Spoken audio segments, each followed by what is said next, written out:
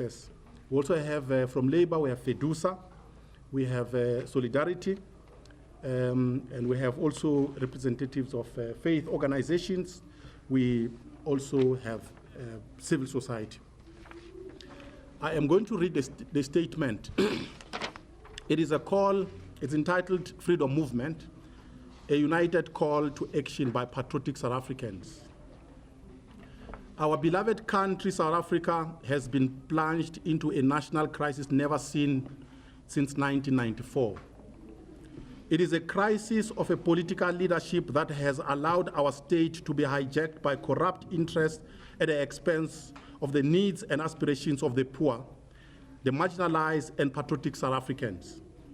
The political mismanagement of our country has now reached a boiling point. It threatens to collapse the economy. Our country's sovereign rating has been downgraded to junk status. This means that the cost of living for ordinary South Africans will become more unbearable. Many workers will lose their jobs. The unemployed will have no hope of finding employment. Food and transport will be more expensive. It will be harder for families with bonds to repay their bank loans.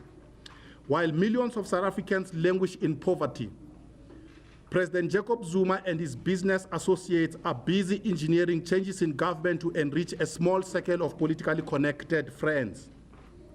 The removal of former Minister of Finance Pravin Gordhan is a culmination of a plot by Zuma and his associates to capture the state and loot resources from the national treasury. All this is done by a president who has been found by the Constitutional Court to have violated South Africa's constitution. There is tension in our nation today. South Africans are worried about the future of their children and their country. The nation-building foundations laid by Nelson Mandela, Ahmed Kathrada, and others are being demolished while the whole world watches. Our hopes and aspirations are being dashed. South Africans are fed up. They say enough is enough. They want a better future, a country of their dreams. We, the representatives of political formations, civil society, workers, religious organizations, and academia, are gathered here to announce the beginning of a movement. 1, remove President Zuma from office. 2, protect the South African Constitution. 3, restore power to the people of South Africa and protect their hard-won freedom. And 4, safeguard the state as an instrument of transformation and the socio-economic development of all South Africans. The immediate objective of this grouping is to help facilitate a large-scale protest outside Parliament when a motion of no confidence is debated. Then all the organizations that form part of this grouping will gather at Freedom Park on Freedom Day, the 27th of April. This gathering has the support of Archbishop Emeritus Desmond Tutu, and I quote what he has written to us as a group.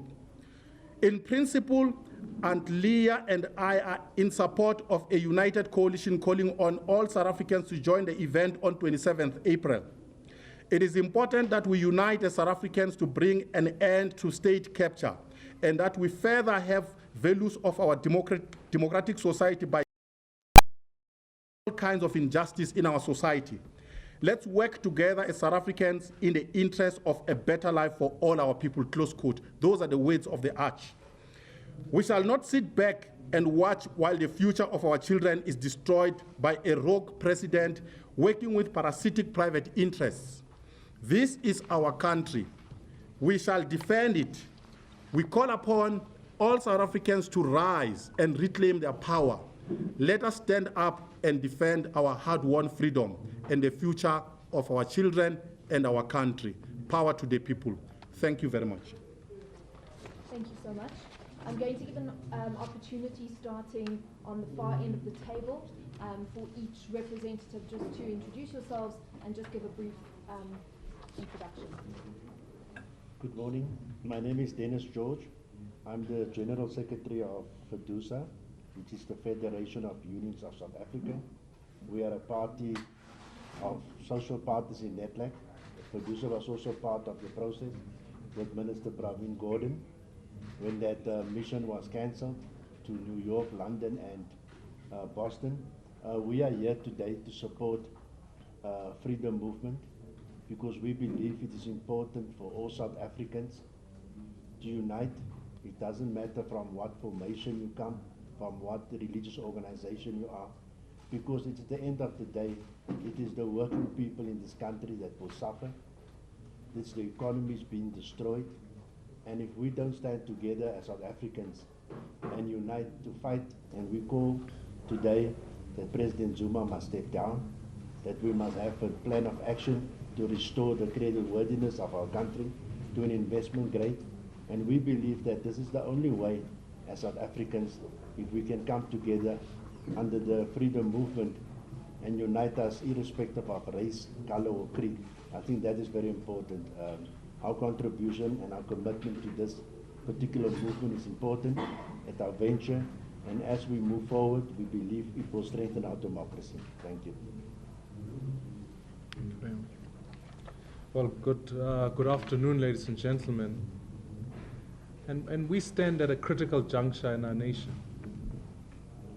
There comes a point in every country, in every society, where you have to stop saying to someone else, your side of the boat is leaking more than my side of the boat.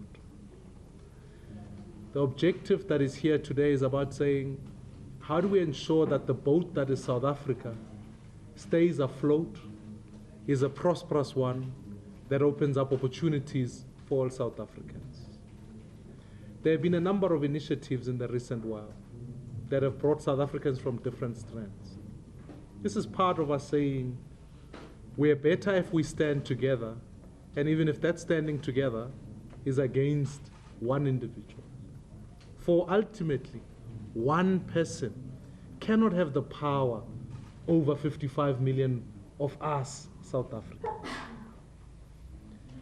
Earlier on in the week, I met with leaders of political parties.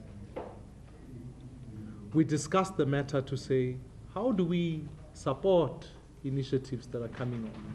How do we work collectively? And ultimately, when there's a freedom movement such as this one, we feel that it must be part of something that we can stand with. And many of the political parties that were represented at the meeting we held on Tuesday endorse and support the work that is happening here today. What is critical going forward is this, is that the collaboration amongst political parties and civil society and religious groupings, trade unions, takes to the streets to communicate to South Africans that this is our country and we must reclaim it. And therefore, it becomes then important, as others have asked me, why do you get on the streets? Why do you march? I say we march because our people must be able to be engaged about their issues, about their country. That's why the gathering on the 27th of April at Freedom Park seeks to say, let us reclaim our freedom. Let us reclaim the legacy of 1994. Let us uphold constitutionalism. Let us stand for a non-racial South Africa. Let us ensure that we build an economy that prospers for all the people. And it will be a gathering that representatives, the list that is here is not conclusive. And it's an open invitation to many more South Africans to say, come and be a part of a movement that will take on and mobilize in society for the purposes that I've articulated. We also, as has already been articulated, will form part of the mass action that will be put together on the day of the debate of the motion of no confidence in Cape Town. This is us saying, as South Africans, we believe South Africa must belong to all of us who live in it. And therefore, we are privileged to be a part of such a movement, and we certainly will add our support and invite many more South Africans to be part. Thank you very much. The United Democratic Movement was part of a meeting of political party leaders on Tuesday. And we were delegated to come and represent those parties here. That is myself as well as the leader of the DA. We are going to report back to those parties. But what we know is that, what I can tell the South Africans is that those parties agreed about the activities of the 27th of this month. And our members will be encouraged to join that rally at Freedom Park. But we know that President Zuma, when he was in trouble, he started to come up with such phrases as radical economic transformation. But we know that this is nothing else but radical procurement for friends and families. And we need to stop this behavior head on. I hope that sooner or later, all these initiatives coming from different sectors of our society will one day converge under one roof and ask ourselves one question: Quo vadis, South Africa? Where are we heading to? We need to meet and identify any inherent defects which we can identify since 1994 up to date. And in doing so, we must also find some solutions in solving those problems. And the party will accept the need to talk to the South Africans. They will have to choose between defending one individual or defending the rest of the country. As a result of this, as you are aware, I invited everybody that we should have a national convention. We have written to the Secretary of the ANC and all other parties and civil society. We have also written to the leader of government in business, Deputy President Cyril Ramaphosa, about this initiative.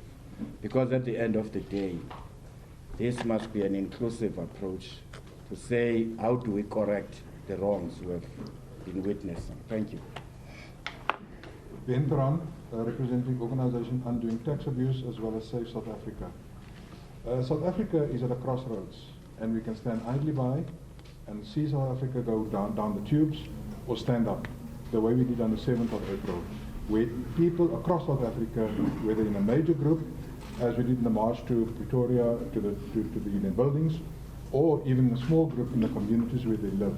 We asked people on the 27th of April to stand up, take a stand against corruption, against where we're going, and reclaim our hard-earned freedoms. Thank you. Kate Kaza from the National Religious Leaders Council. We're here really to support the initiative.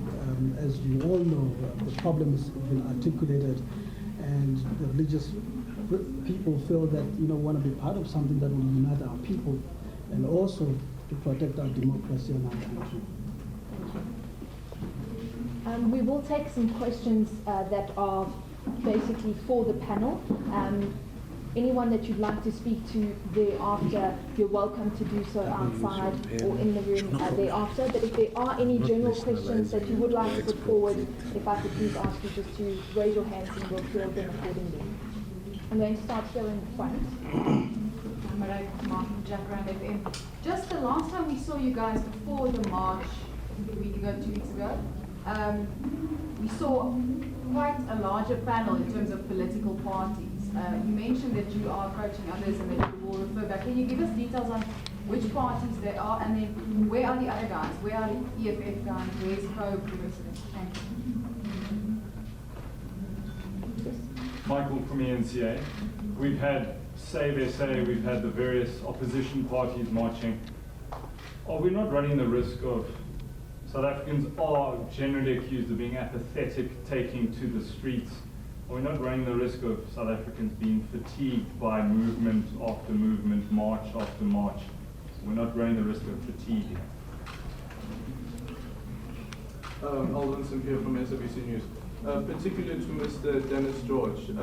The last time you were with the former Finance Minister Pravin Gordhan on a roadshow with the business community as well. And this time around, you have the current Finance Minister who's going on. And my thing about that is that in your absence, had you been part of that delegation, what would you have told international investors? What would your message have been? Coming out of to that those briefing, essentially what they're saying is reclaiming our democracy and freedom and restoring our economy. That's the message coming from that briefing. We heard from FEDUSA, UDM, the DA, as well as some civil society groups. DA leader Musima Imani saying that many political parties support this freedom movement, and what they are planning is a march to Parliament on the day when that vote of no confidence actually takes place. And there will also be a march on the 27th of April to Freedom Park. All right, so that briefing is still carrying on, but we're going to take you now to a brief. stand up, including the AU as well. From Business Day. Two questions. First, to add to Marika's for Mr. Maimane and Mr. Alisa. Is this separate, what's going on here, different, separate to what you guys have done with the opposition parties? Like Marika asked, are the EFF on board? Let's be quite honest, the march last week, majority of the people there that brought the numbers were the EFF. And then secondly, is this, it's a great initiative and everything, and Mr. Mashela, you were part of that initiative after the encounter and judgment as well, civil society. That almost fizzled out. How do we make sure this doesn't fizzle out? You come together on the 27th of April, everyone goes to the streets, we march, and then what happens afterwards? I know everyone talks about mass rolling mass action, but how do you ensure that it is? Because these things do tend to fizzle out in South Africa. Thanks. Amanda Watson from the Citizen Solomon. How far is what is the status of the Concord action at the moment? That's enough. Yeah, that's enough. Sorry, can I just pipe in one little question? Sorry. Can we take another set? Okay, cool, yeah. Okay, thank you.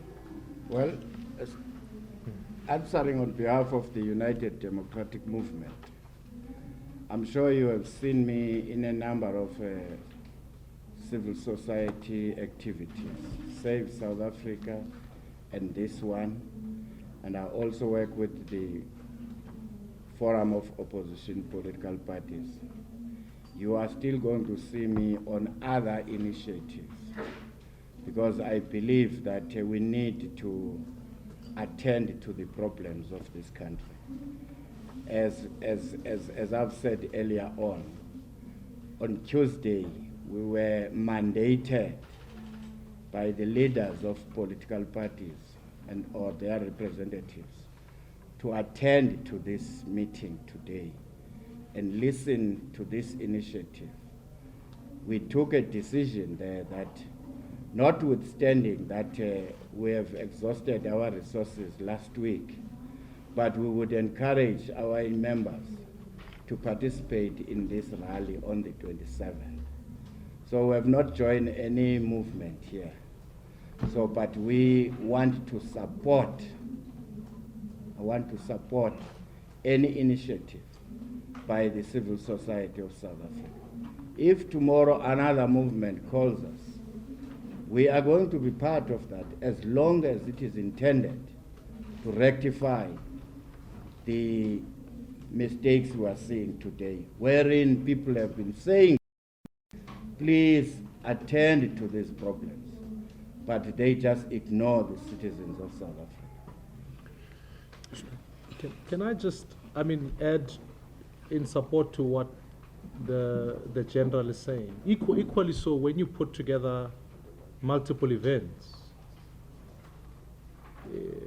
that particular press conference that you attended with all the leaders of the parties was specifically a political one. Today, it's about a broader issue. So, as the general has already highlighted about the mandate, it comes from there. Now, in our interactions even with the EFF, they are very supportive. What they do on the day, all of these initiatives require resources. No one can deny that.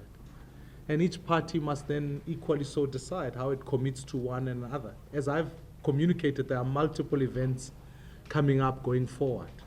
And I think it would be a miss of us to suggest that all of them will be of the same mass and same scale, etc. They will vary. But ultimately, they seek to engage South Africans about South Africa. It's a fundamental issue here. And I think you raised the question about international support. part of the work that I do is not only networking all across different countries internationally, raising these particular issues, but also have the privilege of being able to chair the South African Partnership for Democratic Change, which has opposition leaders across SADC, to which I will certainly put this and say, we need your support. In the same way as I've already come out to say, we are not supportive of what is happening with the leader of the opposition in Zambia. We've got to be able to engage the SADC region. And so, as chair of that particular body, I'll certainly be putting out this particular communication to all the respective leaders of opposition and various partners to say, even in Africa and different players, we must be a part. And then I think the question about sustainability, you know, Mr. Lekota, who couldn't be here today because he's busy with arrangements in the Free State for another event that they are planning there, always quotes to say, we must have the stamina for struggle. Must have the stamina for it. Now, all of the respective movements may take different formations, and it may feel like some tire, but we can't tire until, because if we get tired, we assume that status quo is normal. And we dig into another level where, in fact, we can, the president has the prerogative to procure nuclear, which we can't accept. We can't accept the changes. So any movement, any initiative to drive society and continue, certainly is something that we want to be a part of, and we want to continue, and we will not tire, because it is about the freedoms of all of us. So we will continue, and the work, and we've got a number of events that are scheduled out over a while. Let me answer Aldrin, SABC. Yeah, look, it's a good question. What we have, this whole thing of Team South Africa started when President Zuma dismissed Minister Nene. Remember, then we took a massive knock. About 550 billion rand was wiped off from stocks, from shares, and from our members' pension funds. And that is when we decided to come together and we formed Team South Africa, and we work out the strategy, how we would, number one, maintain our investment status.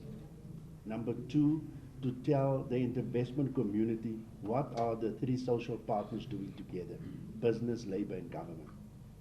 And we had an investor roadshow first, where all the CEOs of a stock exchange went to New York, and we engaged with them, and it was a huge success. We also had different meetings with the rating agencies in New York, in Boston, and in London. And then after that trip, we went on another mission to the World Economic Forum in Davos, and we had the opportunity to brief them about what is the thing that labor, business, government want to do together. And our briefing was, we want to deal with poverty, we want to deal with unemployment, and we want to deal with inequality. And what we then did in NATLAC, under the Deputy President, we designed a national minimum wages. Because the only way that you can deal with inequality is you need to lift the people at the bottom up. So we announced that, and so when Pravin Gordhan were leading the delegation to London, that was the good news that we wanted to tell the investors, that we've made an agreement on the minimum wages, and we're going to pay people 3,500 rand per month. And then secondly, we've also made progress on the labor relations things, how we want to manage those things. So those things would have actually now put us in a better position to say, guys, we have made progress. The economic growth is low, but I mean, move up to a better notch. But the morning when the delegation landed in London, Pravin Gordhan received an SMS from the presidency to say, we must cancel all the meetings. We must also return back immediately to South Africa. Now, for us, that is clear that the president doesn't have the economic welfare of South Africa in mind. Number two, he is now clearly demonstrating to everybody, because the international standard is from government. You need a credible, a capable, and a competent government. On all three occasions, he just failed. He wait till midnight, till everybody sleeps, and then he announces a new cabinet. Because 15 people will just reshuffle like that. You know, that created huge things. So FEDUSA decided that we're going to suspend our participation in Team South Africa because it's a futile exercise. You know, to go to New York and go and speak to investors where you know the elephant in the room is President Zuma. You see, he's the one that has to leave because he doesn't act in interest. I also heard from my business colleagues, they've also informed government that they have no trust in government anymore, and therefore they also don't want to be part of this roadshows. So what we believe in this particular initiative is South Africa is a beautiful country. We've got a huge potential, white, black, colored, Indian. We must all work together so that we can deal with poverty, unemployment, and inequality. And we must have a proper program to work on, not slogans, and that will not take us forward. Thank you. I hope I answer your question. On the question of Constitutional Court, the time frames are going to be determined by the Constitutional Court maybe in the afternoon of tomorrow, after everybody has filed papers. So we can't say anything about that. We will depend on the Chief Justice to give us another direction. There is the question about protest fatigue. You see, when citizens get tired and get fatigued, rogue leaders don't get tired. They continue to destroy society. If you are looking for a graphic evidence of what I'm talking about, look at Zimbabwe next door. Zimbabweans got tired. Mugabe did not get tired. He has destroyed Zimbabwe today. In South Africa, all over, you meet Zimbabweans looking for jobs, begging for food. Zimbabwe used to be a breadbasket of Southern Africa, you will remember. But because citizens got tired when Mugabe started, look at where Zimbabwe is today. So some of us take part in these campaigns, initiatives, knowing that we will never get tired, because if we do, Jacob Zuma will destroy this country. And let me tell you, your children and my children will walk with shame. I don't know where they will go, because Zimbabweans came to South Africa. Where will South Africans go if we allow Jacob Zuma to destroy this country? This is the only thing we have. We must protect it with all our strength, and we must not get tired until we have gotten rid of Jacob Zuma. Thank you. I'm going to ask if the questions can just be related to the 27th, otherwise others can be directed at individuals after the press conference, just in the interest of time. So if it can just be media related to the 27th. I don't know, just two quick questions. First, the General, you said now that you've written to the SG of the ANC and the Deputy President of the country. Have there been other people within the ANC who've communicated with you at all about, since the march at least last week, and even now about the 27th of April? The second one, sorry, is a follow-up, Captain, I just have to. Mr. Dennis, you said the President has no economic welfare, he has no mind rather, regarding the economic welfare of the country, of Finance Minister Pravin Gordhan. But here you are not trying to assist and rally behind a new minister who's now gone off on his own to try and do what's best for the country. Should you not be, while you fight this issue of President Jacob Zuma, I mean, he's been seen as a problem for a long time, then maybe try and rally around the economic welfare of the country? I'm just trying to understand that thinking as well. No, I think it's a fair question. I think what you must remember is this is not the first time. Yes. You see, he was warned. And he was, if you remember, when we formed Team South Africa, we told him that he must apologize at the first press conference when we had with Minister Nene. You know, Minister Nene was like very honorable. He just kept quiet, he pretended to believe the lies that he's been earmarked for the BRICS.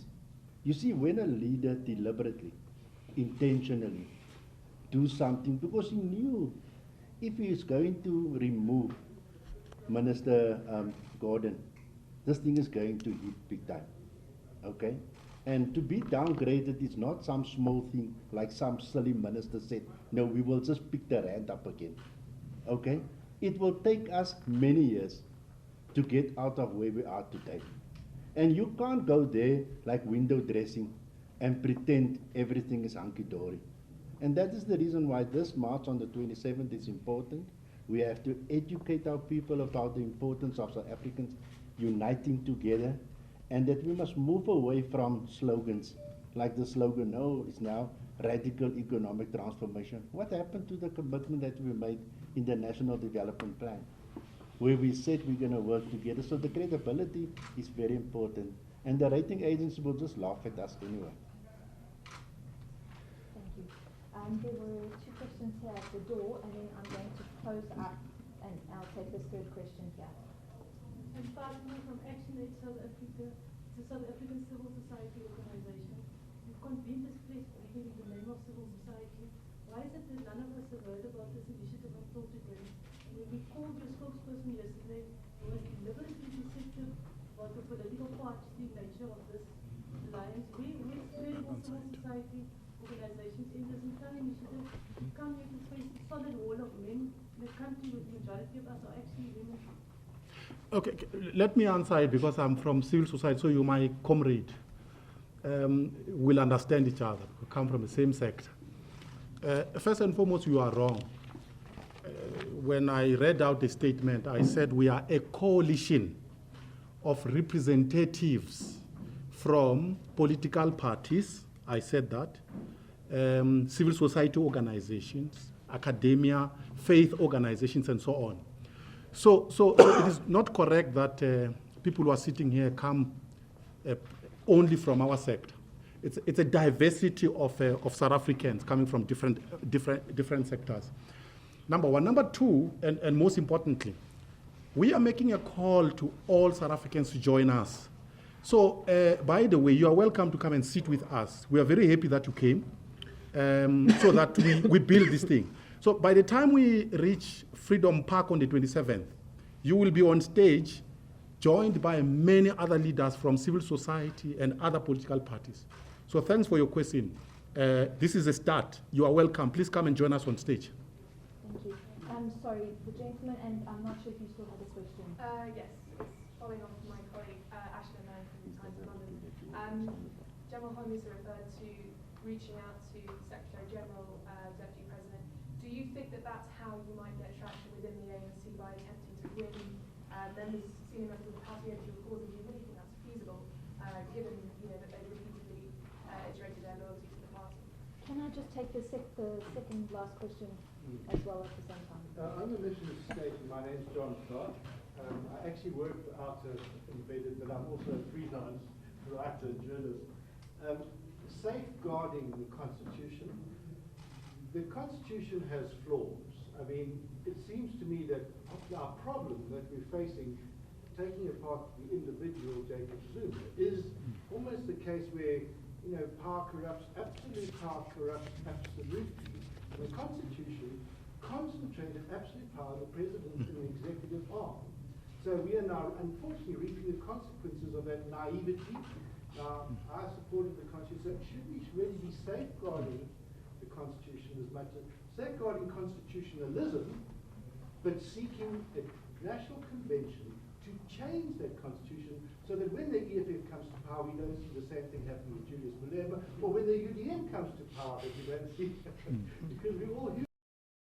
Well, if I can respond to... Just let's allow all the questions and then we respond to all of them. I think that was the last question. Is there another question at the door? Okay, I think that's the final question. Thank you. We wrote letters to all political parties. ANC is one of them. Cyril Ramaphosa, as I've heard, is the head of business government and business in Parliament. We do so because we don't want to be seen to be ganging up against other South Africans. But rather we are saying, let us converge under one roof and identify problems in our systems, including the issue of the constitution. Other people are saying, let us amend the constitution. Other people are saying, no, we're going to take the land by force. Others are saying, no, we are involved in radical economic transformation, and so on and so on. There are certain areas which need that South Africans must close ranks and swallow our pride, irrespective of one's political affiliation, but put South Africa and its citizens first. So we invited the ANC and the deputy president along those lines. This is a teaser which we have posted or we have sent to all political parties. If the civil society, the religious grouping, the traditional institutions, the government says this is a brilliant idea, that would be good. Because there are certain resolutions which might be taken at the end of the day, which would necessitate that the state or government institutions must implement those, including Parliament. Thank you. Ladies and gentlemen, thank you so much. Yes. If I can just highlight, I mean, I do agree with you that there's a fundamental principle about saying we defend constitutionalism. The Constitution has been amended a number of times. That's not the challenge. The question that we've got before us is to answer, when we talk about safeguarding it, there is also a question about a president who has violated the Constitution. Now, can you allow that principle to be maintained where someone who violates the Constitution continues to function as the head of state and violates just even the basic provisions that are already there without amending it in Section 89 and Section 102? So the questions remain before us. And part of what we are saying here is that as a movement, without even seeking to amend, there are already tenets that have been violated by a president who is no longer interested, as he's already been on record saying is above the Constitution, to say we need to defend it. And I think today is about bringing South Africans together, is about saying, let's understand what our problems are. Let's understand the future of this country, for it's in all of our interests that we get it right. We can't accept status quo as it stands at the moment, and we need to be engaged in whether it's a process in Parliament, engaged in a process on the streets to say, here's a tomorrow that we want to forge. And I think that must never not be taken off, because the point is, regardless of how you frame a constitution, accountability, and the people must know they are the first protectors of the Constitution, ultimately against any abuse, however way you frame it. Ladies and gentlemen, it appears I got a signal from Catherine that we are drawing to a close. Just a small detail. We will obviously keep you informed as we prepare towards the 27th of April.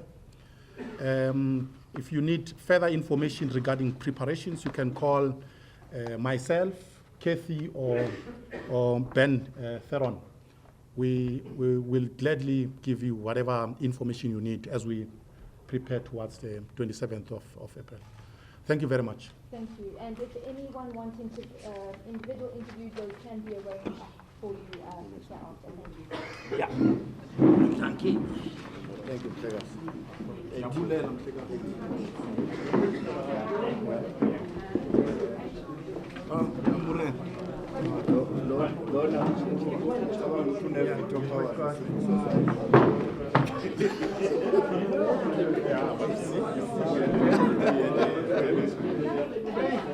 Thanks.